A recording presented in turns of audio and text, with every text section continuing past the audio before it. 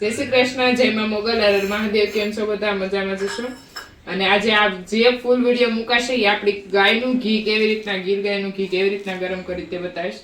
અને એની પહેલા હું તમને વાત કરી કે જે ગીર ગાયના ઘી ખાવાના તમને ફાયદા, કેમ કે આજકાલ સ્કિનના પ્રોબ્લેમ બહુ વધી રહ્યા છે, જેમ કે ધાધર, ખરજ, ઉખસ, અને આના લીધે થઈને છે ને ગમે એટલી તમે દવાઓ લો તો ફાયદા થતા નથી, કેમ કે જે બહારના તેલના ખોરાકો વધતા છે એના લીધે થઈને. પણ તમે જો રોજ ને રોજ 1 ચમચી ગાયનું ઘી ખાશો તો તમને એનાથી ઘણો ફાયદો થશે. અને અત્યારમાં ઊંઘ ઓછી આવી, ટેન્શનમાં રહેવું, પછી આવડે આવું કે રજના લીધે તમને ચીકુ બહુ આવી, એવો બધો પ્રોબ્લેમ બહુ થતા હોય. તો તમે છે ને સેજ એવું ગાયનું ઘી લેવાનું, એ સેજ ગરમ કરી અને રોજ સાંજે સૂતી વખતે ટીપા નાકની અંદર નાખો ઘીના, તો તમને એનાથી માઇન્ડ ફ્રેશ થઈ જાય અને સરખી રીતના નીંદર આવે. પછી જે આ શું કે જે એલર્જીનો પ્રોબ્લેમ છે એ પણ ધીમે ધીમે સોલ્વ થવા મળે. એસિડિટી, ગેસ ને એવા બધા પ્રોબ્લેમ બહુ વધી રહ્યા છે, કેમ કે જો એસિડિટી, જે લોકોને પણ એસિડિટી હોય એ લોકોને તેલમાં તો જો અમુકને તેલમાં શાક ભાવતું, મોસ્ટ ઓફ લોકોને તેલમાં જ શાક ભાવતું હોય અને ઘીમાં ન ભાવે, તો એ લોકોને શું કરવાનું છે, ગીર ગાયનું ઘી હોય 1 ચમચી ઉપરથી નાખી દેવાનું, તો પણ એને એસિડિટીનો પ્રોબ્લેમ ધીમે ધીમે એમાં ફેરફાર થવા મળે અને આવા બધા પ્રોબ્લેમ ધીમે ધીમે સોલ્વ થવા મળે છે. એટલે ગીર ગાયના ઘીના ઘણા ખરા ફાયદા છે, કેમ કે અત્યારમાં જંક ફૂડ ખાવાના વધી રહ્યા છે, એના લીધે પાચન, એસિડિટી, ગેસ આ પ્રોબ્લેમો બહુ એટલે બહુ, અને સ્કિનના પ્રોબ્લેમ તો બે હદ વધી રહ્યા છે. એટલે ગાયનું ઘી ખાવાનું શરૂ રાખો તો તમને ઓછા પ્રોબ્લેમ થશે આગળ જતા ભવિષ્યમાં. અને બસ હવે આપણે અત્યારમાં ગાયનું ઘી ગરમ કરવાનું છે, તો એ હું તમને આગળ બતાવીશ. ગુડ મોર્નિંગ, જય શ્રી કૃષ્ણ.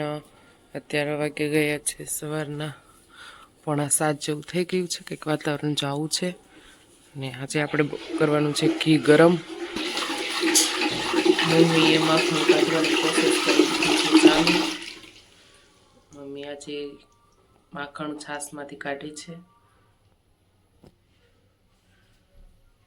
ચૂલો જગવી દીધો છે અને હવે આપણે માખણ ધીમે ધીમે એડ કરતા જશું. રીતે અહીંયા છે માખણ, આપણે એડ કરવાનું છે.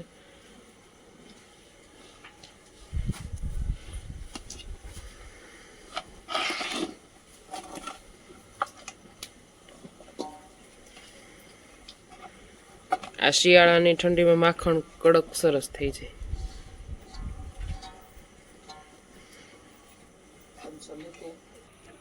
બધું જ માખણ લેવાઈ ગયું છે, થોડુંક માખણ બાકી બચ્યું છે, એ પણ આપણે નાખી દઈશું. આ તાજું છે અત્યારનું, એટલે આ થોડુંક ઢીલું છે, બાકી આ કડક સરસ હતું. આ થોડુંક હજી તાજું છે.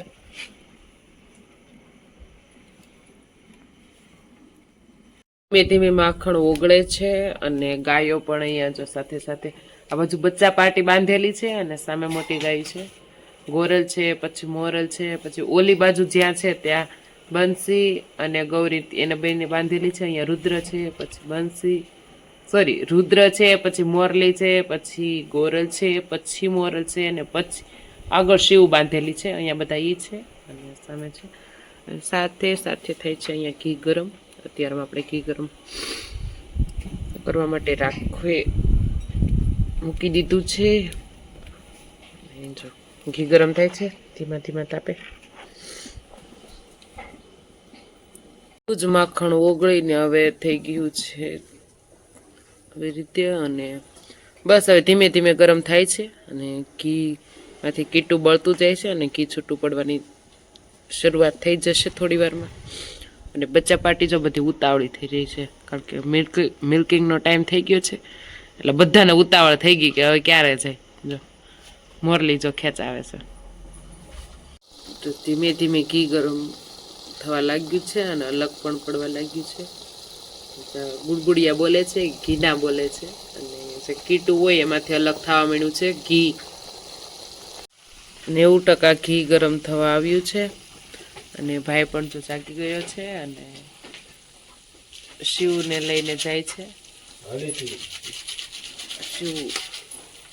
શિવની મમ્મીનું મિલ્કિંગ થઈ ગયું છે અને બાકી હજી બંસીનું બાકી છે અને મોરલનું બાકી છે.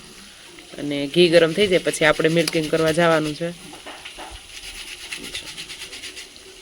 આપણું ઘી ફાઇનલી થઈ ગયું છે ગરમ, અને હવે આપણે એને ચૂલાથી નીચે ઉતારી લીધું છે અને થોડીક વારમાં હવે આપણે એને કંઈક વાસણમાં અલગ કરી લઈશું અને પછી પેકિંગ કરવાના થશે તે કરી નાખશું. આ રીતે થઈ ગયું છે ઘી ગરમ કરી નાખેલું હતું અને પાછો આપણે એક ઓર્ડર આવી ગયો છે તો અત્યારમાં પેકિંગ કરવાનું છે. અને ગાયનું ઘી આપણું થઈ ગયું છે રેડી.